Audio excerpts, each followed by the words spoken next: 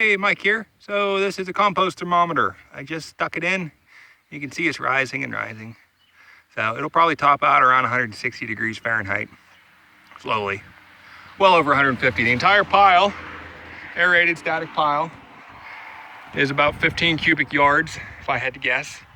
It's about 6.5 feet deep from what we're looking at here, about 13 feet long, and probably about 5 feet high, bottom to top. This is almost entirely composed of horse shit. There's a lot of bedding in there. From what I understand, horse shit has almost a perfect carbon to nitrogen ratio for composting. However, there's a lot of bedding in there. There's a lot of sawdust, which varies in species. There's probably some hemlock in there, which doesn't rot real well, but you get what you get. And then, of course, there's a lot of hay and stuff in there as well. So the carbon ratio is a little out of whack, a little extra carbon. So yeah, about 156, 158 in that spot. This pile was begun approximately 8 days ago. It took about 3 days for the majority of the pile innards to reach over 130 degrees. And from there, it just kept rising. And for the last several days, it's been upwards of 150 degrees to 160 degrees, depending on where you probe it. At no place in the pile deeper than 6 inches have I found anything below 130, 135 degrees Fahrenheit. So it's going to pretty effectively sterilize the weed seeds and I think kill, the various larvae for flies and what have you. So anyway, I'm very happy with the pile so far. Some more details on the construction here. Never seen one quite built like this. This just happens to be the materials that I had laying around. I had a lot of 2x4s, so I sunk those in the ground. There's 4 feet sticking up. There's 3 on this side, 3 on the other side. Total of 8 feet from end to end. And then I said they're about 6.5 feet to the other side. The ground here is not very level.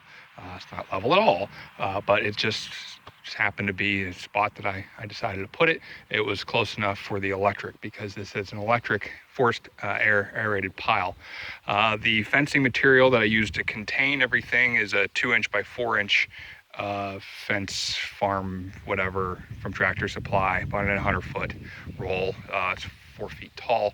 It's just stapled on the inside and put it into 2 pieces so that these end round areas here are just stapled, they're just screwed in place with a couple of chunks of 2x4 so that I can just take these 2x4s out and then peel this whole end off, or the other end specifically, and then drive in with the tractor to get the material out. The material itself was layered with some grass, a lot of lawn clippings that I used a lawn sweeper to get, and then was pretty thoroughly wetted with pond water that I have pumped into a tote that's up on the hill, so it gives me some pressure, so get that moisture content up. The pile is, again, it's a static pile, so it is aerated with a fan. That fan is housed in that all this block here. That fan is like a squirrel cage kind of a fan. It's a draft blower, draft inducer from a natural gas furnace. It's plastic housing. It is kind of designed to be somewhat rot resistant and to be exposed to a lot of moisture. It's fairly quiet.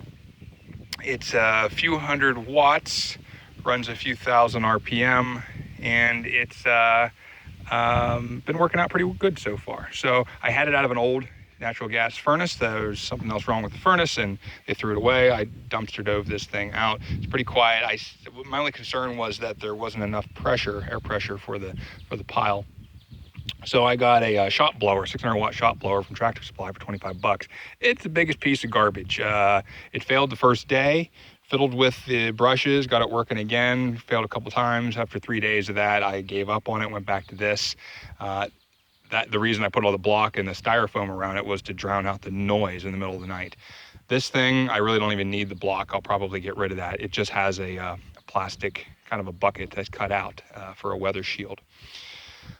So that is attached to a piece of 2-inch PVC. There's some extra right there, but that's attached to a piece of 2-inch PVC with a Fernco on the outside of the pile. That 2-inch PVC goes in about 18 to 24 inches, goes to a 2 to 4 inch reducer, up to 4 inch, then it goes 10 feet through with a cap on the end. There are 1/4 inch holes drilled in the very top of the pipe every 12 inches, the whole length of the 10-foot pipe, comprising just the middle of the pile, so it ends somewhere within a foot or two of the end of the pile there. Trying to get some oxygen into the middle of the pile and allow it to rise up through. That pipe is buried in some wood chip. When I constructed this, there's a layer of wood chip on the bottom, and then the pipe's laid on that, and then some wood chip over top the pipe to help prevent compost and small amounts of debris from plugging up that pipe, and in addition to allow that air to escape the pipe and then be distributed somewhat through the wood chip in the base. Powering the blower is I have a 100-foot extension cord that's run up this locust post I put in place. I have a little piece of rubber hose as a stress relief, up over that tree branch with a stress relief, over to the house porch with a stress relief, then underneath the porch. It's a bit of a long stretch there for the few hundred watts that I'm pulling, but that's what I had to work with. I tested, there doesn't seem to be a lot of voltage drop at the end, so I'm not too concerned about it.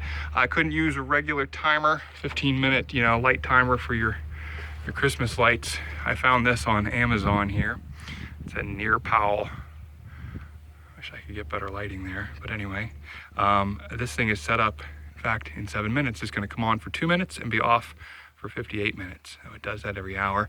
I probably could have done a minute every 30 minutes or so, whatever. That's just what I settled on. That works pretty well. There's other timers that people do utilize for this purpose that have knobs on them. They're over $20-some. If it works anywhere as well as this, it's worth the money. I don't think that one is very weather resistant, so I do wrap a garbage bag or a plastic shopping bag around it for now. This was the pile before that. This is about a month old. Same materials, except instead of a lot of grass, it has a lot of potato in it for nitrogen addition to even everything out. I'm utilizing these plastic drainage tile that have the large holes in them, just because I happen to have a lot of it laying around from a ditch job I did for a guy. This came out of a yard from a failed drainage system.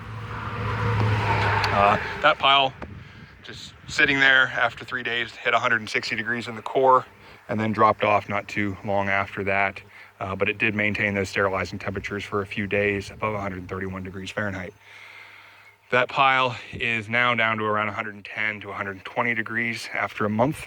Still a good bit of heat in there, but it's not nearly as large as this pile. I expect these high temperatures to be sustained for several more days, and I wouldn't be surprised if this thing stays over 130 degrees, at least in parts, for an entire month. So that's rather interesting. The next step in this is to, I may or may not wrap the rest of this in tarp. I may get a larger tarp because I'm worried about the sides drying out there a little bit. But I'd like to do something where I can insulate the outer reaches there, because when I go to take this apart, those outer portions are not going to be well composted, so they're going to almost have to be separated from the inner material, and that's inconvenient. And I'm definitely going to get some weed seeds and stuff into my finished product. So I'd like to move on to something that has insulated sides. So I also am interested in a little bit of heat recovery just for shits and giggles. And one last thing is to demonstrate or tell you about the Rio Temp here. You can find these online. It's probably the top of the line compost thermometer. They come with a high price, but it's a very, very nice thermometer. And for a large pile like this, you almost can't beat it. 36 inches long, 5/16 stainless tube with a pointed end, nice heavy, easy to read dial. Almost sound like I'm selling the thing, but it's really nice. And then I got this orange protecting guard here and handle for pushing it in and pulling it out. So very, very happy with that.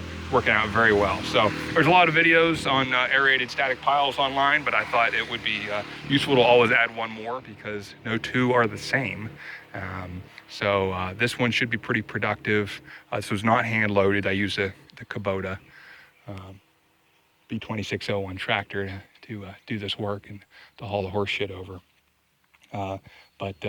It was a nice start. It was a nice big start, a lot of material in there, but I really want to have a lot of compost ready for this winter to get ready for the next growing season next year. So there will be some more piles here this year, but I hope this was helpful to somebody. So thanks for watching.